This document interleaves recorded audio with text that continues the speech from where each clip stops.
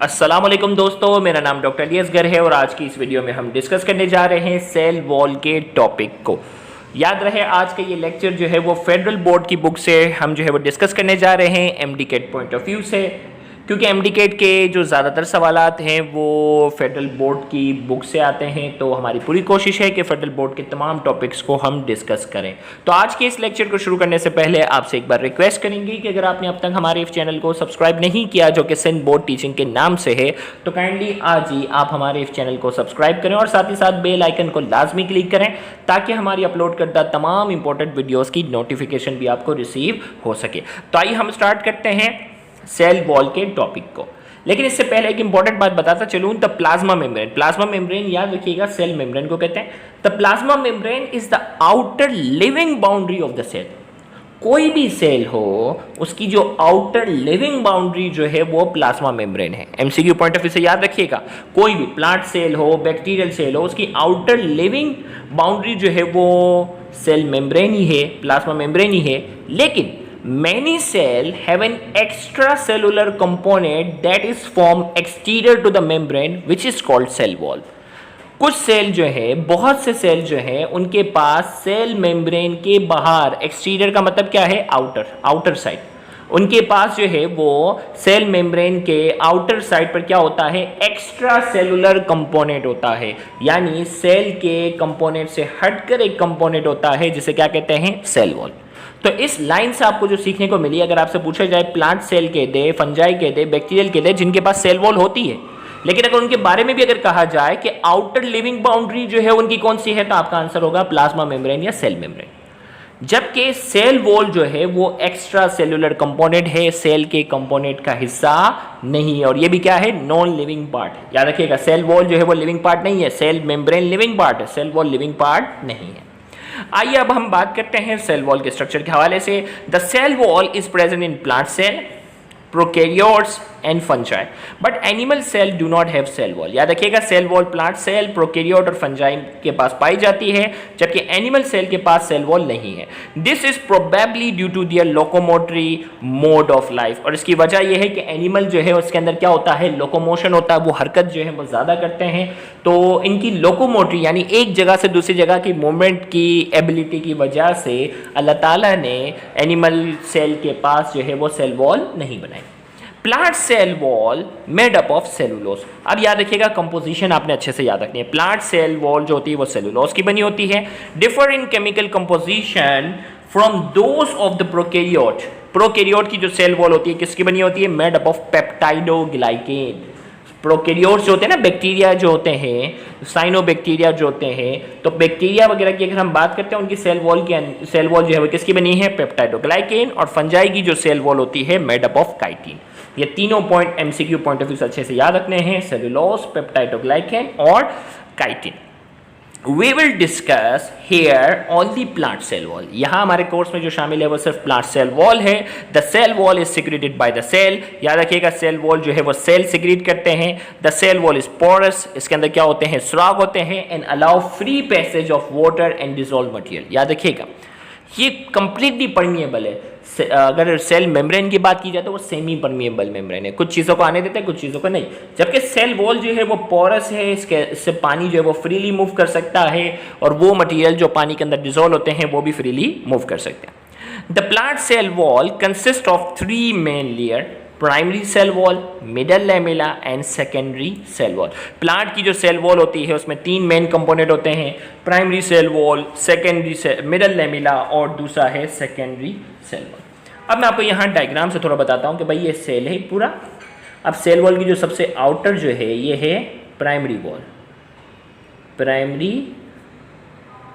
Wall, इसके inside जो है ये है सेकेंडरी वॉल, ये हो गए सेकेंडरी वॉल। अब देखो भाई बाहर प्राइमरी है और अंदर जो है वो क्या है, सेकेंडरी है। अब देखो भाई, ये प्राइमरी आ गई और ये वाली दूसरे सेल की, ये देखो ये एक सेल है, ये दूसरा सेल है। अब दोनों सेल की जो प्राइमरी वॉल मिल रही है, दोनों सेल की प्राइमरी वॉल मिल रही है ना, उसको अगर हम बहुत ज़्यादा मैग्नीफाई करके देखें, भाई बाहर की तरफ प्राइमरी थी ना, यहाँ पे भी प्राइमरी थी। अब जहाँ दोनों सेल की प्राइमरी वॉल मिल रही है उसके बीच में एक और लेयर है जिसे कहते हैं मिडल लैमेला। उनके बीच में एक और लेयर, उसे क्या कहते हैं, मिडल लेमिला। अब देखो भाई, ये प्राइमरी वॉल है, प्राइमरी वॉल, ये भी प्राइमरी वॉल है, लेकिन ये प्राइमरी वॉल किसकी है, दूसरे सेल की प्राइमरी वॉल है। इनके बीच में एक लेयर है, उसे कहते हैं मिडल लेमिला। इनके बीच में एक लेयर है, उसे क्या कहते हैं, मिडल लेमिला हम करते हैं। तो अब 3 लेयर हैं। तो हमने इसमें कहा the plant cell wall consist of 3 main layer, इसमें 3 मेन लेयर हैं, primary cell wall, middle lamella and secondary cell wall. 3 हो गई, प्राइमरी, मिडल लेमिला और सेकेंडरी। आइए हम बात करते हैं primary cell wall. Primary cell wall is a true wall. Primary cell wall जो है इसे ट्रू वॉल कहते हैं। Develops in newly growing cell, नया जो ग्रोइंग सेल होता है उसमें प्राइमरी सेल वॉल होती है। ड्यूरिंग सेल डिवीजन के दौरान ये बनती है। Each cell produce a primary cell wall, हर सेल, प्लांट सेल होता है, प्रोकैरियोट होता है या फंगस होता है, वो जो है वो प्राइमरी वॉल तो है ही है। The primary cell wall is present inner to the middle lamella. Primary cell wall जो है वो कहाँ मौजूद है, देखो भाई, प्राइमरी सेल वॉल है मिडल लेमिला, इनसे आउटर साइड पे, मिडल लेमिला के दोनों साइड पर, जो इनर साइड पर है वो क्या है, primary wall. The primary cell wall is thin and slightly flexible, ये थिन होती है, फ्लेक्सिबल होती है, लचकदार होती है। The primary cell wall is compose of cellulose, इसमें सेलुलोज होते हैं। माइक्रोफिब्रिल्स क्या है, बंडल्स ऑफ सेलुलोज चेन, यानी बस सेलुलोज ही है, आपने ये देखने की याद नहीं है, cellulose running through the matrix, यानी सेलुलोज है इसमें। और other polysaccharides like hemicellulose and pectin. याद रखिएगा, ये पीएमसी के पेपर में सवाल था कि प्राइमरी वॉल किसकी बनी हुई है, तो आपका आंसर क्या होगा, cellulose, hemicellulose and pectin is a correct answer. क्या आंसर था, देखो सीधी फेडरल बोर्ड की जो है वो पूरी लाइन उठाई थी, सेलुलोज, हेमीसेलुलोज और पेक्टिन से बनी है। The microfibril shows a criss cross arrangement in layer one above the other. This feature give the cell great strength. The primary cell wall is adapted to growth. अब microfibril जो है वो इसकी जो अरेंजमेंट होती है वो कैसी होती है, इसकी अरेंजमेंट होती है वो क्रिस क्रॉस अरेंजमेंट होती है और ये लेयर्स की शक्ल में होते हैं। This feature give the cells great strength, जिसकी वजह से सेल को मजबूती मिलती है। The primary cell wall is adapted to growth. भाई लचकदार है ना, इसके अंदर अल्लाह ताला ने सलाहियत रखी है कि सेल ग्रो करेगा तो ये भी ग्रो करती जाएगी। The wall stretches plastically irreversible. एक बार अगर इसको स्ट्रेच कर दिया जाए तो ये इरिवर्सिबल है, दोबारा ये छोटी नहीं होगी। जैसे जैसे सेल बढ़ता जाएगा ये भी क्या होती जाएगी, स्ट्रेच होती जाएगी। फिर आगे आपके पास आ गया secondary cell wall. Secondary cell wall is form between primary cell wall and plasma membrane. अब मैंने आपको कहा ना भाई, प्राइमरी था ना, प्राइमरी के अंदर क्या था, सेकेंडरी, और सेकेंडरी वॉल के अंदर क्या आ जाएगा, अब तो प्लाज्मा मेम्ब्रेन आ जाएगी ना, इसके अंदर तो सेल मेम्ब्रेन होगी। तो हमने कहा secondary cell wall is form between the primary cell wall. Secondary cell wall जो है वो प्राइमरी सेल वॉल के अंदर बनेगी और प्लाज्मा मेम्ब्रेन के दरमियान। ओनली इन स्केलेरेन्काइमल सेल, याद रखिएगा सेल की 3 टाइप्स हैं, parenchymal cell, collenchymal cell and sclerenchymal cell. Sclerenchymal cell मुर्दा सेल होते हैं। स्केलेरेन्काइमल सेल क्या होते हैं, मुर्दा सेल होते हैं। ये सिर्फ स्केलेरेन्काइमल सेल के अंदर सेकेंडरी वॉल पाई जाती है। The plant cell possessing secondary cell wall are generally dead. याद रखिएगा स्केलेरेन्काइमल सेल जो होते हैं वो मुर्दा होते हैं। तो हमने कहा प्लांट सेल जिसमें सेकेंडरी वॉल होती है वो जनरली क्या होते हैं, डेड होते हैं। And provide support for the plant, और क्या कहते हैं, और ये प्लांट को सपोर्ट करते हैं। The secondary cell wall develop only when the cell has reach maximum size. याद रखिएगा सेकेंडरी सेल वॉल जो है वो तभी बनेगी जब सेल की साइज जो होगी वो क्या हो जाएगी, मैक्सिमम साइज तक जब पहुंच जाएगा तभी ये सेकेंडरी वॉल बनेगी। जबकि प्राइमरी वॉल तो न्यू ग्रोइंग सेल के अंदर भी बन रही थी। Complete its growth because it is very much thick and rigid, therefore it does not allow further growth. तो सेल की जो मैक्सिमम ग्रोथ हो जाती है तभी बनती है क्योंकि ये थिक होती है, रिजिड होती है, और हमने कहा कि ये सेल को फिर मजीद ग्रो अलाउ नहीं करेगी।